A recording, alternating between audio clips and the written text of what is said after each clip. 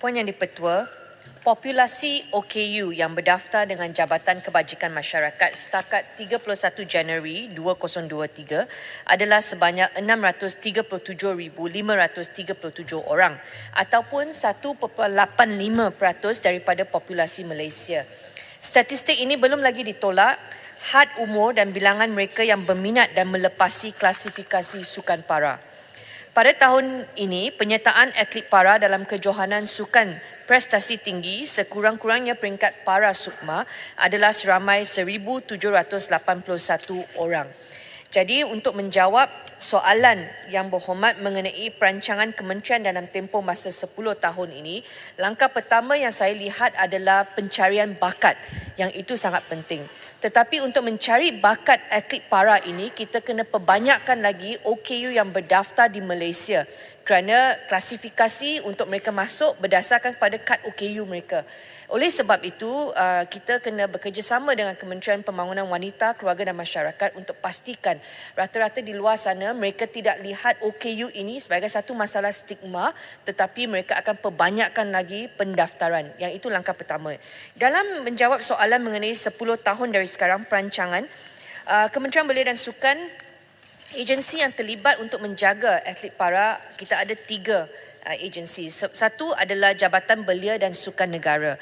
Jabatan Belia dan Sukan Negara bertanggungjawab untuk pencarian bakat dan menganjurkan sukan massa, sukan rekreasi untuk pencarian bakat ini. Dalam usaha yang mereka telah laksanakan, satu adalah melaksanakan program pencarian bakat dalam kalangan OKU di setiap negeri melalui program Inspire iTalent and Inspire iTrain. Keduanya, peningkatan kapasiti secara berterusan bagi mempersiapkan kumpulan sokongan iaitu penggerak, jurulatih dan sukarelawan yang bakal terlibat dalam mengendalikan latihan, keperluan serta hal ehwal yang berkaitan dengan atlet OKU. Yang agensi kedua adalah Majlis Sukan Negara, dan Majlis Sukan Negara ini mereka menjaga sukan prestasi tinggi dan bertanggungjawab untuk prestasi atlet-atlet para kita.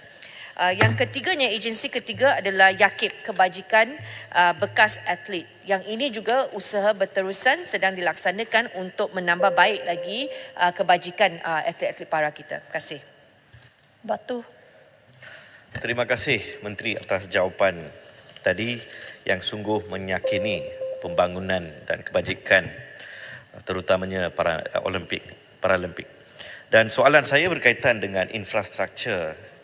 Kadang-kadang kita tengok di kompleks-kompleks sukan persendirian ataupun private, mereka tak memberi kepentingan terhadap golongan-golongan OKU untuk melibatkan sukan di sana. Apakah pandangan ataupun soalan saya, adakah kementerian perlu tegas memberitahu ataupun letak garis panduan supaya sports kompleks yang terdiri daripada swasta ini perlu mengikuti garis panduan kementerian tersebut? Sekian, terima kasih. Mengenai infrastruktur untuk golongan OKU ini, saya lihat bukan sahaja fasiliti sukan yang mempunyai masalah, tetapi secara amnya semua fasiliti di luar sana seharusnya lebih peka kepada keperluan OKU. Mengenai infrastruktur ini, saya lihat ada keperluan untuk, dan saya tahu Kementerian Pembangunan Wanita, Keluarga dan Masyarakat memang sedang meneliti akta orang kurang upaya supaya mereka nak tengok bagaimana lagi boleh memperkasakan hak-hak OKU. Tetapi dari segi fasiliti, saya akui memang ada kelemahan dan ini perlu diperbaiki, dan kita kena mulakan dengan langkah kesedaran dulu. Dan untuk memperbaiki kesedaran ini, seperti yang saya nyatakan, kita kena pastikan pertumbuhan golongan persentage peratusan atlet para ini kena naik supaya lebih ramai lagi di luar sana yang dilihat sebagai ikon sukan, dan dengan itu infrastruktur sokongan itu akan wujud untuk mereka. Terima kasih. Soalan seterusnya, Rantau Panjang. Terima kasih Tuan Ketua, terima kasih Yang Berhormat Menteri. Tahniah di atas usaha yang telah dibuat oleh pihak kementerian untuk memberi galakan terutama kepada atlet golongan OKU ini. Setakat ini sejauh mana ke program kesedaran kepada ibu bapa? Sebab kadang-kadang ibu bapa tidak yakin anak mereka mempunyai kebolehan dalam keadaan fizikal ataupun kekurangan yang ada pada mereka. Dan apakah insentif yang disediakan kepada mereka yang terlibat supaya memberi galakan mereka dapat menyumbang kepada aktiviti sukan untuk negara. Terima kasih.